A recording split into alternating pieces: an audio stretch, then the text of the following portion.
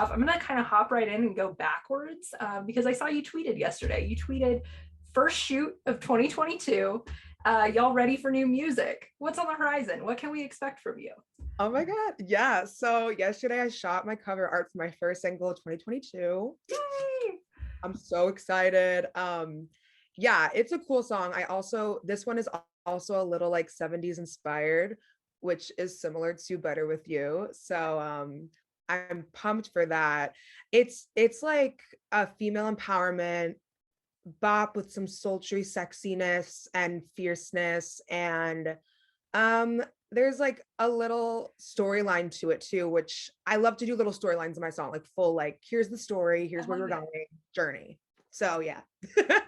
I love it. I'm so excited. What's your favorite part about making new music? Like when you're starting something from scratch and heading into the studio, what's your favorite part? Yeah. Oh wow. I think my favorite part is getting to that point where it's mixed, mastered, and like perfectly captures everything that I've been wanting it to sound like, and for it to be the message that I concocted in my brain, and like hearing it finally come to life like that. I usually cry. Oh, Because I spend a lot of time, like I'll spend like months on a song until it's right. Like I don't want to put anything out until it's exactly how I want it to sound and be. But that's the perfectionist in me. So but yeah, so my favorite part is definitely getting to that part after putting in all the work, and to see it flourish, and to see people's responses and how much the song has impacted them. that's amazing. That's amazing to hear. You keep empowerment and body positivity at the core of what you do. You are an activist. Why is that so important to you? Yeah, it's really, really important to me because for my entire life, all I wanted to do is be a performer and sing and share my voice with the world. And unfortunately, I've been given so many walls and no's and so many things. And we all get our share of no's, but a large amount of them would come with the backhanded comment about my body and my appearance. And for so long, I thought that I just wasn't going to be able to do this. I several times almost gave up. I was like, you know what, I can't do this anymore. Like, I don't know how I'm going to be able to perform without people telling me to lose weight. And I tried and tried. I did a lot of dangerous things that I would never, ever recommend to anybody going through that. But I think I had to go through all of that to become the strong person I am today.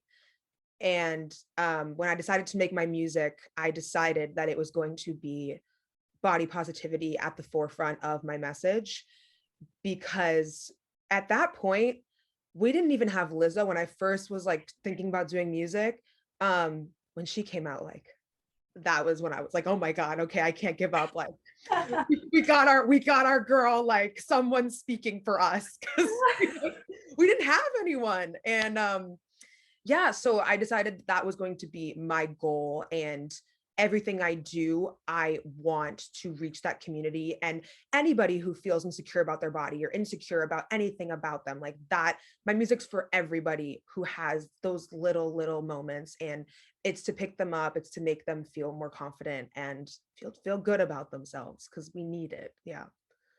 That's so inspiring. I mean, one thing I love about you, I mean, beside the fact that you have a great voice, it's so powerful, it's beautiful, but you have this very contagious energy about you. You're very confident. I mean, I wish I could be as confident as you, and you just do it seamlessly. Like it doesn't take any effort.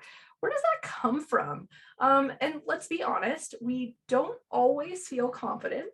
So what do you do on those days when maybe you're not feeling all that hot?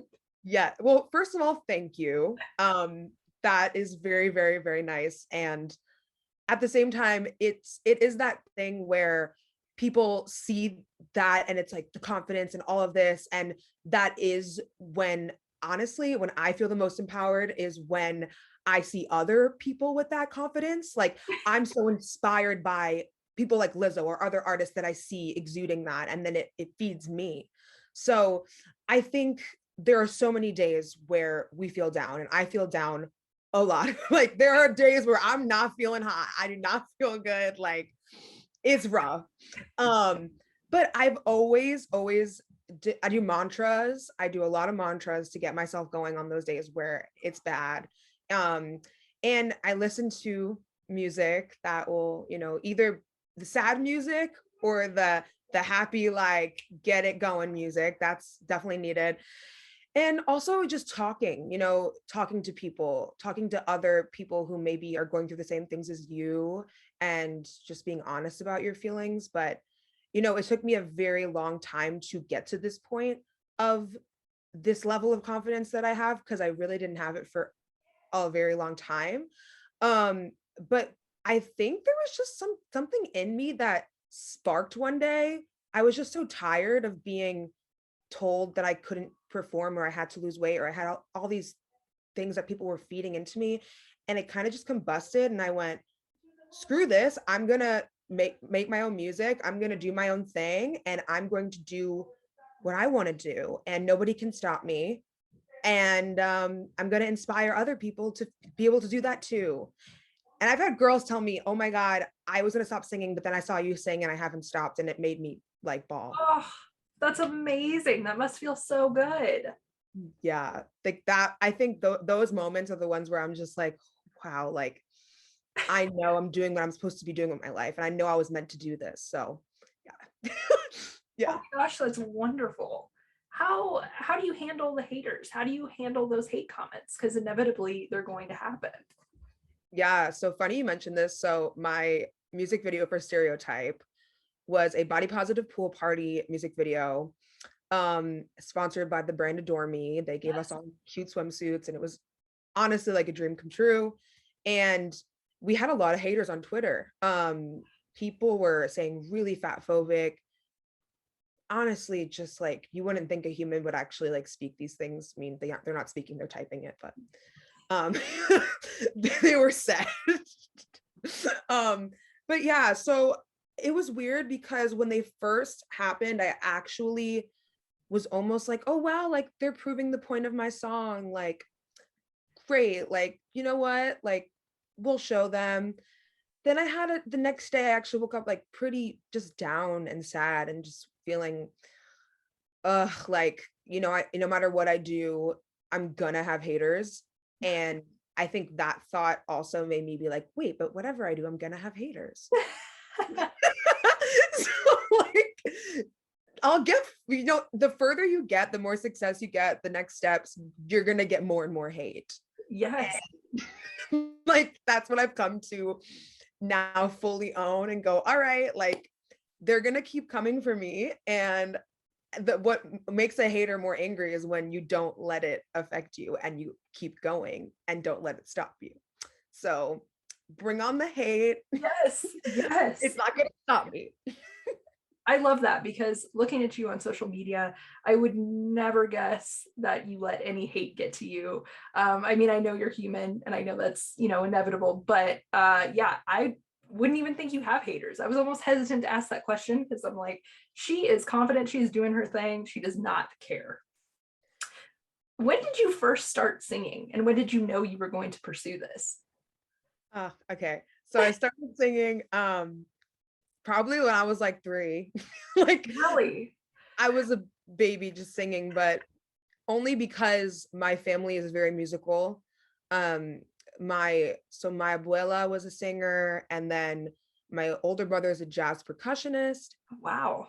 My older sister is a singer, and my mom can sing, but she just never pursued it. And my dad was a DJ in the 70s. So Wow. That is crazy. yeah.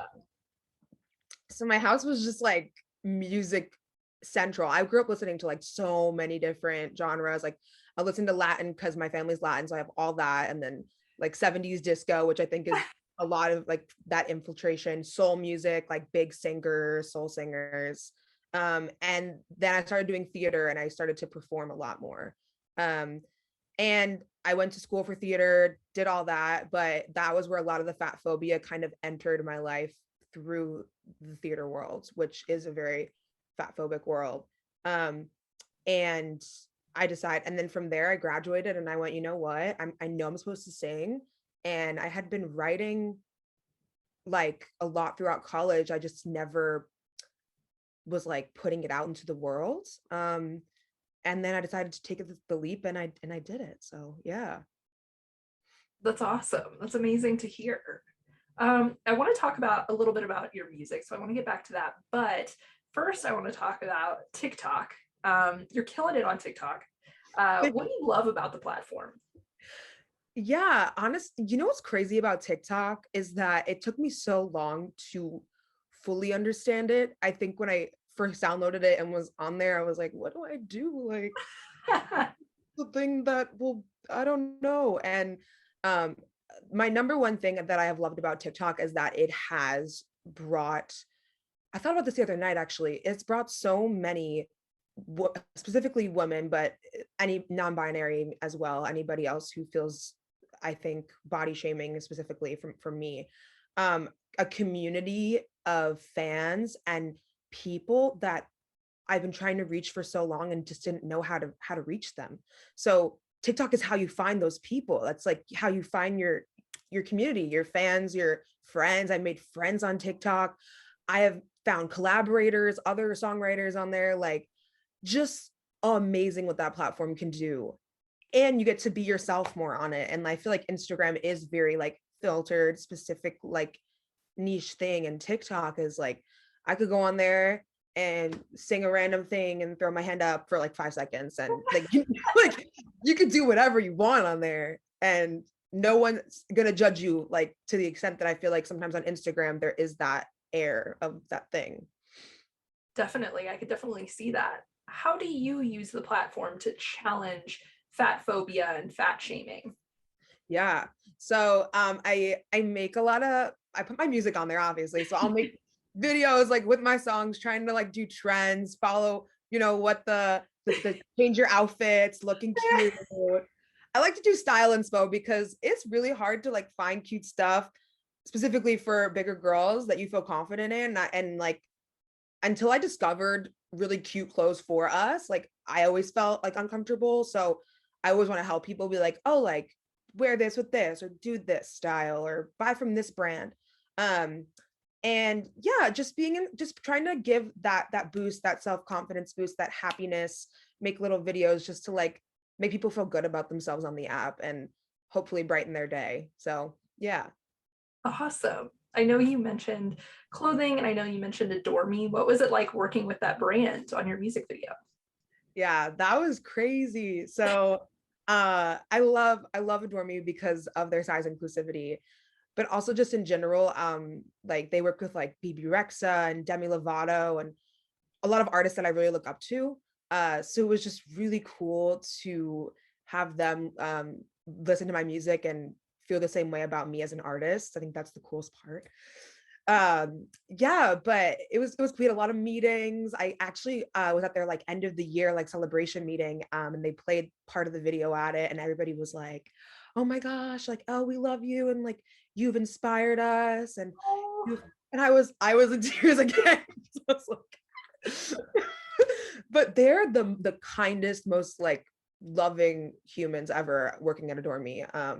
And they really believe in me and my music, and they have like wholeheartedly supported me. So for that, I'm forever grateful. And they were so excited by that video. When I like gave them the whole idea, I was like, I want to do this. They were like, we're in, we love this, like fully, like incredible. Yeah.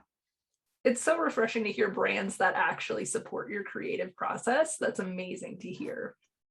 Especially being indie too. So it's just like, Yeah. Let's talk a little bit about your music. So your debut EP, Bold Soul. What was your creative process and inspiration behind that? yeah. I guess the boldness comes from being so bold enough to put myself out there into the world, no matter what people have tried to stop me from it. And yeah, and then the soul part is I just love soul music. I would identify my music as pop soul, like pop with a little R&B twist on it. But um yeah, and I just love singing from my soul. Like whenever I sing, I'm just like pouring my soul out into the world. So it just came to me one day when I was sitting down. I was like, what is this called? They had all the songs and I just didn't know what to call it. I was like, I don't know. But Bold Soul felt right. It felt like the way to title it. But yeah, I wrote all those songs in the beginning of quarantine actually, because I moved home and it was hard to like do that transition to moving back home at that point. And I didn't really know how to navigate. I knew I wanted to write music and everything and put more stuff out there and make an EP. Like that was my goal, to do my EP. Um, and I feel like each one had its own little step, and then it was like the boom of the whole EP. So throughout the year, I was like drop, to build up the anticipation. But yeah, it was really cool. It's been a dream of mine to put out a full body project. So for that to be my debut EP was like just exciting and life changing. Yeah. Do you have a favorite track on that project? Ooh, oh, um, that's real. Um, I know it's kind of crazy because I do love like bops and positivity, but one thing I do love about specifically Bold Soul and specifically the music I make is that I like to go through every emotion and be as honest and real about who I am as an artist, because yes, I'm going to write my body positive feel good song, but I'm also going to talk about the days, like we said, where I don't feel amazing and I feel bad about myself and I feel lonely, and we're only human. So I think my favorite song would have to be Everyone Else, which is the final track. And the reasoning behind that is because I co-produced it. Oh, So wow. yeah, that was the first song that I ever tried to produce on my own. I didn't know what I was doing, but I downloaded Logic. And I love my producer, Tiger Darrow, shout out, she's amazing. But I was like, you know what, I really want to try to do this song and make it exactly like what I'm envisioning, this like cinematic dreamscape journey of emotions, like Adele, but like I don't even know. Um, yeah, so I co-produced that, and then I directed the music video on my own and produced it on my own and everything. So that was a big stepping stone for me to be able to literally be like, this is all me, like every part of it. Yeah. Wow. Wow, that's crazy. You can tell how passionate you are when you're literally touching every aspect of something. That's crazy. How does that kind of empower you? Like, what part of that creative process empowers you to keep going, I guess? Yeah. I would say that there is this thing when you are specifically independent and you're making your own art and doing your own thing, that you just have these moments where you like, I love working with other people, but there's a moment where you're just like, I know how to do this the right way and I know exactly how I want it to be and I have the vision. And like, to a certain extent you could direct somebody to get to that vision that you see, but to be able to do it on your own and teach yourself how to do it, like I didn't know how to, I didn't know how to use Logic in 2020. Like I didn't know how to use Adobe Premiere. I didn't know like I didn't know how to do any of these things, but I was like, you know what? I want to do this and I'm going to teach myself. And it's taking that power and being like, I'm capable. I can teach myself. I'm capable of doing this and I'll be able to make the product that I've always dreamt of. So why not invest in yourself and invest in your own knowledge and brain to be able to do it? Um, so yeah, I think that is definitely the most empowering aspect of it all. And then it's only made me want to learn how to do even more stuff because I'm crazy, but Yeah. That's awesome. You mentioned that you moved back home. Where is home for you? Long Island, New York. Oh, wow. How much does your location affect your style, and kind of your whole vibe of your music? Yeah, so I went to NYU, so I was in like Wow. East Village, New York. Then I moved to Brooklyn. So I was in Brooklyn for like 3 years. So New York girl through and through, but I grew up on Long Island. I would say what impacts me the most is definitely Brooklyn. Like Brooklyn is my home, like my vibe. It's where all my friends are. It's where I make my music, the studios in Brooklyn. Like that's my spot. I would say the Long Island in me is definitely there too, like in my speaking voice, you can hear it. So like those little elements. but yeah, and it's crazy to me because now that I've lived at home, I've learned that I can like luckily actually be here and save money and be able to invest more of that into my music and then travel to Brooklyn. Um, but yeah, I would say Brooklyn is definitely mostly my aesthetic and that like that little like flair, that that little street like, and I'm also Latina, so I like to put that in, and I just like to, yeah. That's amazing. What's your secret to self-love? I know you've hinted at a little bit tidbits here and there, but if you had to give one thing, what's your secret to it? Yeah, my secret to self-love. I think that there comes a point where you have to see your flaws and you have to see the things that you might not necessarily have felt confident or loved throughout your entire life as your superpowers and the thing that makes you unique and stand out and what makes you beautiful. And once you own those things and you're able to go out into public or into the world with that sense of owning that thing that makes you different or makes you feel uncomfortable, it's just you become so powerful and almost invincible to the point where you just don't you, like I now can walk out of my house and wear whatever the hell I want, and I've gotten to the point now where I really don't care what anybody thinks, just because I think I look hot and I know I look hot, and it's taken those little insecurities that I've had, and I feel like we blow them up in our brain so much, like making us feel like this little thing about us, like, oh my God, it's the end of the world. But like that one little thing is what makes you unique and is what makes you beautiful and special. So yeah, it's owning those things and making them your superpower. That's beautiful, beautiful. You have a gift for just building people up. I love it. I love it just talking to you. Um, I know on your Instagram, I was looking at your profile and you have Curvy Artists Collective. Tell me about that. What is that? Yeah. So thanks for asking about that.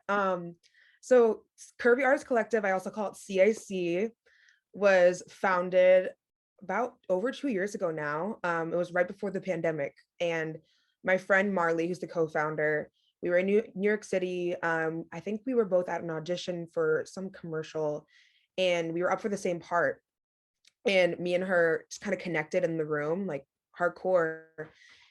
And then we ended up just talking about how there's nowhere for plus size artists to talk and connect with each other. Like nobody, no one has that platform or that space. And we all go through the same things every single day of our lives. We all have those same moments and have been discriminated against in the same exact way. So it's kind of like we needed a home, we needed a space for us to feel safe. Yeah. And we said, you know what, let's just make it. So we built it. We called it Curvy Artist Collective, and we have so many different artists. We have a lot of independent singing artists that I absolutely love. So I have a playlist, actually, the CIC playlist for all of us to just like kind of support each other and give each other streams.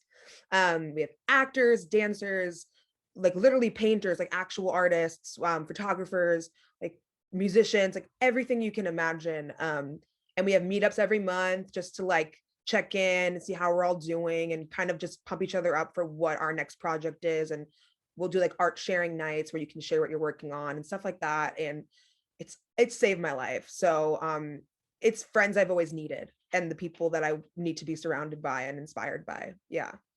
That's so awesome. That's amazing that you've created this platform for people to feel comfortable. That's just awesome. So on the horizon is I'm dropping a single in March. The single I just shot yesterday. So that'll be coming out. And then my goal for the year is to do a second EP. So my next Woohoo! installment probably will be towards the end of the year, because a lot has to be done, but I have about 3 tracks done already for it. So it's probably going to be around 6 or 7 tracks, I think, once I get them all done. But yeah, I think that, and I honestly just want to make more like I love making music videos and trying to just invest in doing more visuals that are really exciting and fun, and yeah, and just spreading more positivity and bringing good vibes to the world. Yay, well, I'm so excited for that. We need artists like you that bring positivity and empower everyone, no matter who you are, what you're going through. And I think you're extremely versatile, extremely talented. So thank you so much for meeting with me, and I appreciate it. Thank you. And thank you for having me and supporting me. Like, truly, your support has meant the world. So, and you are such an incredible writer, I have to just say. So, just Thank you so much.